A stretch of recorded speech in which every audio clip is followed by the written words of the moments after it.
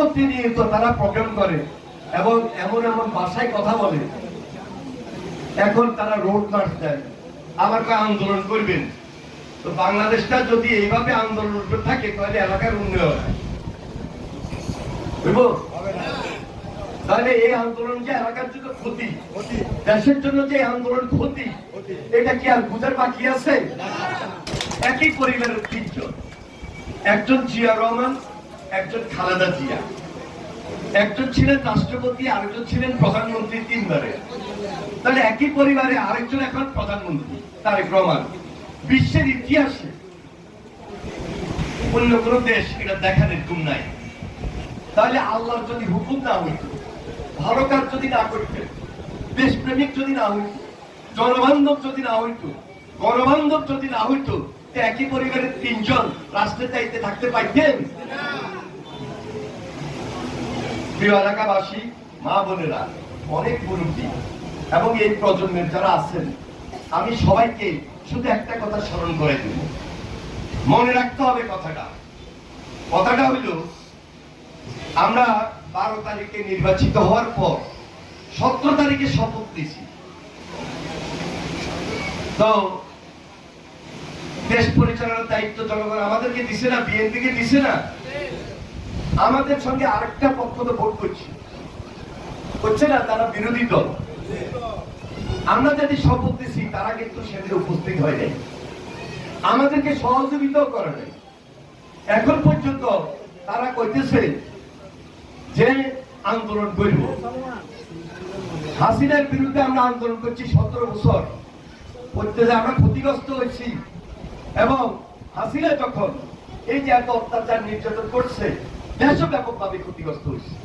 আজকে সবাই মিলে আন্দোলন করি, দেশটাকে রক্ষা করছি, দেশের গণতন্ত্রটাকে রক্ষা করছি। এখন আমাদের কাজ হলো এই রক্ষা থেকে সুরক্ষা করা এবং নতুন ভাবে বাংলাদেশ থেকে গড়ে তোলা। তাহলে কি বিরোধী দলের সহযোগিতা লাগবে না? তাহলে আমরা যেদিন দায়িত্ব নিলাম, সেদিন তারা আমাদের সঙ্গে উপস্থিত ছিলেন না। এবং খেয়াল করবেন, প্রতিনিয়ত তারা প্রোগ্রাম করে এবং এমন এমন ভাষায় কথা বলে। এখন তারা রোড মার্চ দেয়, আবার আন্দোলন করবেন। তো বাংলাদেশটা যদি এইভাবে আন্দোলন উঠতে থাকে তাহলে এলাকার উন্নয়ন হবে না। তাহলে এই আন্দোলন যে এলাকার জন্য ক্ষতি, দেশের জন্য যে আন্দোলন ক্ষতি, এটা কি আর বুঝার বাকি আছে? আসলে তারা আন্দোলনটা করতেছে, মনে করতেছে যে বিএনপিকে জিম্মি করি, আন্দোলন করি। হাসিনা যেরকম মনে আছে একসময় 172-73 দিন হরতাল দিই, দেশের মানুষকে জিম্মি করি, একবার ক্ষমতা আইছিল, তো দেশের 12টা বাজার দিচ্ছে 17 বছর।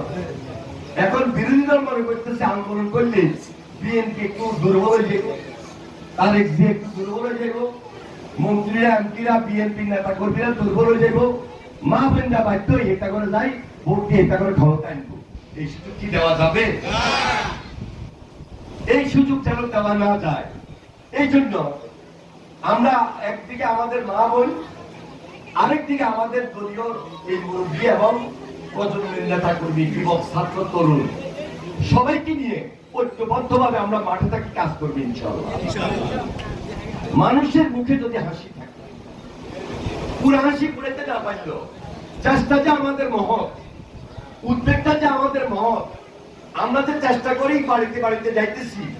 এই যে ওসি সাহেব বক্তৃতা দিচ্ছেন, ওসি সাহেবকে আমরা বারবার বলছি, এলাকায় যদি মাদক থাকে, আমি কারোর ছিলি না, আমি ওসি সাহেব দিয়েছি, এটা বন্ধ করতে হবে।